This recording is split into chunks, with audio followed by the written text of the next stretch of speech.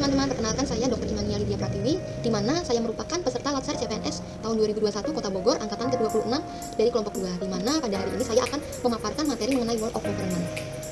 Nah, seorang ASN harus menerapkan World of Government. Mengapa? Karena berdasarkan pasal 11 Undang-Undang ASN, dijelaskan bahwa fungsi ASN yaitu melaksanakan kebijakan publik yang dibuat oleh pemerintah, memberikan pelayanan publik yang profesional, dan mempererat persatuan dan kesatuan NKRI. Ini definisi dari World of Government sendiri, yaitu sebuah pendekatan penyelenggaraan pemerintahan yang menyatukan upaya-upaya kolaboratif pemerintahan dari keseluruhan sektor dalam ruang lingkup koordinasi yang lebih luas guna mencapai tujuan pembangunan kebijakan, manajemen program, dan pelayanan publik itu sendiri.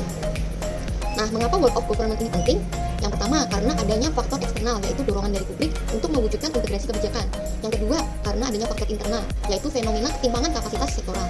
Yang ketiga, yaitu karena adanya keberagaman latar belakang, nilai dan budaya, serta adat istiadat.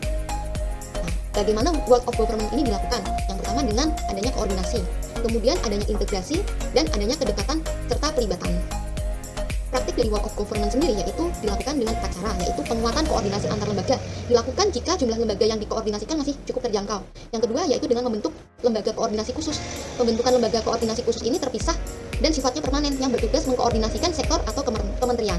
Yang ketiga dengan pembentukan gugus tugas menjadi salah satu cara agar sumber daya yang terlibat dalam koordinasi dicabut dari lingkungan formalnya dan berkonsentrasi dalam proses koordinasi tadi. Dan yang terakhir yaitu dengan koalisi sosial, di mana ini merupakan bentuk informal dari penyatuan koalisi antar sektor atau lembaga tanpa perlu membentuk pelembagaan khusus atau koordinasi ini.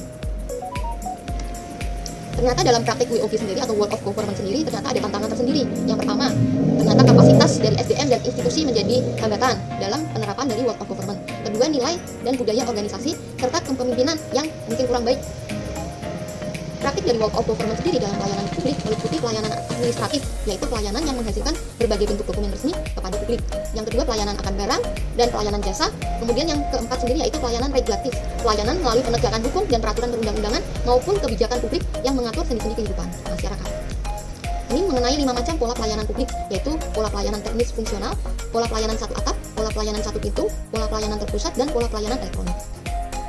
Nah, ternyata World of Government sendiri sudah digunakan oleh berbagai negara, di mana persyaratan untuk best practice sendiri ada 4. Yang pertama, budaya dan filosofi, menggabungkan adaptasi nilai WOG ke dalam budaya yang dianut sebelumnya, sehingga tidak terjadi culture shock dalam dinamika organisasi. Yang kedua yaitu cara kerja yang baru. World of Government sendiri juga mensyaratkan keahlian atau expertise yang melekat pada sumber daya manusia yang terlibat di dalamnya. Kemudian akuntabilitas dan insentif, yaitu outcome atau pelaporan dari berbagai sektor yang fleksibilitas, serta adanya reward atau pengakuan dari berbagai manajemen.